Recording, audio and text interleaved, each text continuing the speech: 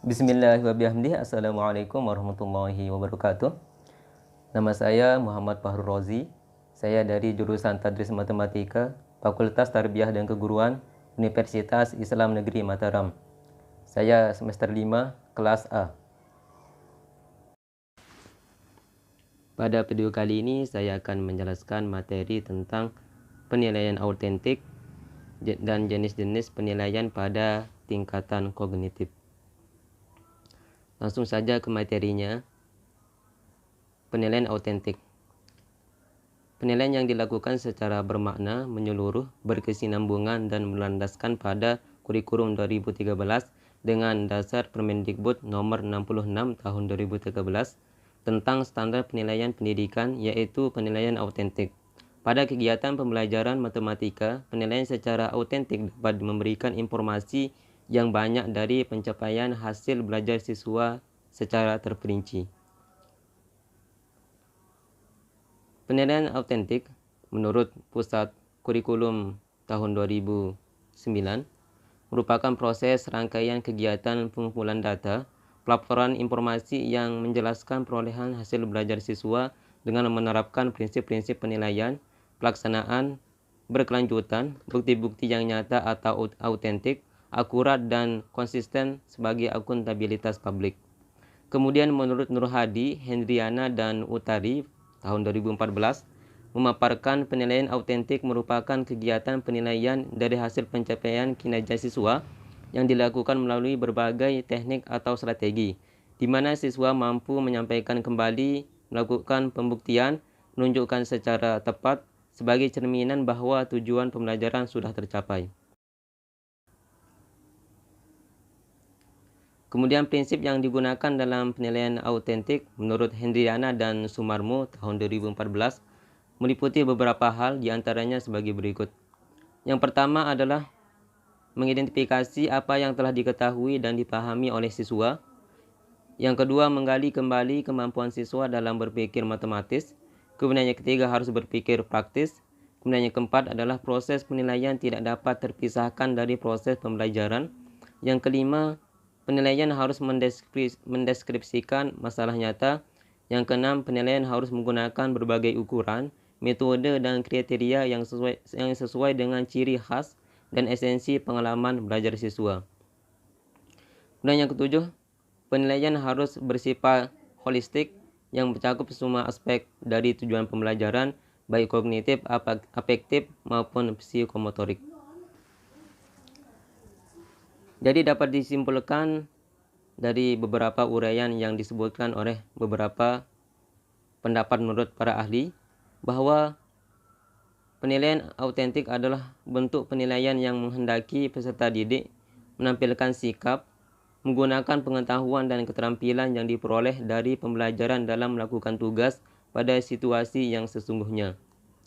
Jadi penilaian autentik dilakukan secara komprehensif untuk menilai dari masukan, proses dan keluaran yang mengukur hasil belajar peserta didik meliputi ranah sikap atau afektif, pengetahuan atau kognitif, dan keterampilan atau psikomotorik. Makna autentik adalah kondisi nyata atau keadaan sesungguhnya yang berkaitan dengan kemampuan peserta didik. Kemudian materi selanjutnya yaitu jenis-jenis penilaian autentik pada penilaian kompetensi pengetahuan atau kognitif. Ranah kognitif mencakup kemampuan berpikir, yaitu berkenaan dengan pengenalan pengetahuan, perkembangan pengetahuan, dan keterampilan intelektual atau akal. Sehingga bisa disimpulkan ranah kognitif merupakan sentral yang mempunyai peran penting dalam pengembangan kurikulum dan pengembangan evaluasi pembelajaran. Pada penilaian kompetensi pengetahuan, teknik dan instrumennya melalui tes tulis, tes lisan, dan penugasan, dan dapat berikut saya akan uraikan sebagai berikut. Pada tes tulis berupa soal pilihan ganda, soal isian, jawaban singkat, benar salah, menjodohkan, dan soal uraian. Kemudian pada tes lisan berupa daftar pertanyaan yang sudah disiapkan sebelumnya. Kemudian penugasan berupa pekerjaan rumah dan atau proyek yang dikerjakan secara individu atau kelompok sesuai dengan karakteristik tugas.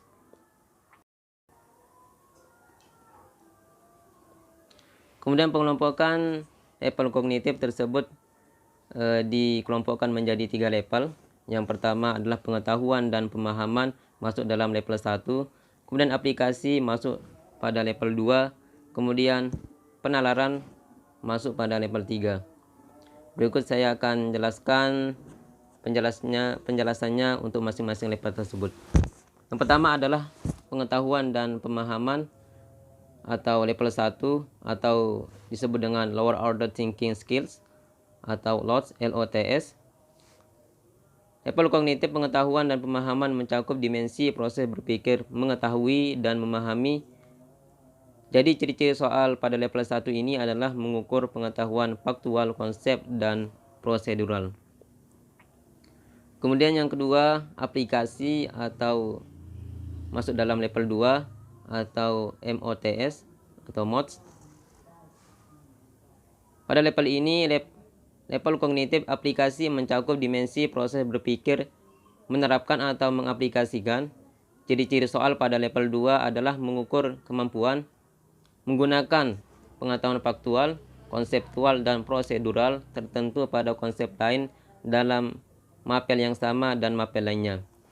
Yang kedua, menerapkan pengetahuan faktual konseptual dan prosedural tertentu untuk menyelesaikan masalah kontekstual atau situasi lain. Kemudian yang ketiga adalah penalaran atau masuk dalam level 3 atau disebut dengan HOTS. Level penalaran merupakan level kemampuan berpikir tingkat tinggi atau HOTS, karena untuk menjawab soal-soal pada level 3, peserta didik harus mampu mengingat, memahami dan menerapkan pengetahuan faktual, konseptual dan prosedural, serta memiliki logika dan penalaran yang tinggi untuk memecahkan masalah-masalah kontekstual atau situasi nyata yang tidak rutin. Jadi level penalaran mencakup dimensi proses berpikir, menganalisis, mengevaluasi, dan mengkreasi. Sekian penjelasan materi singkat dari saya, semoga bermanfaat. Assalamualaikum warahmatullahi wabarakatuh.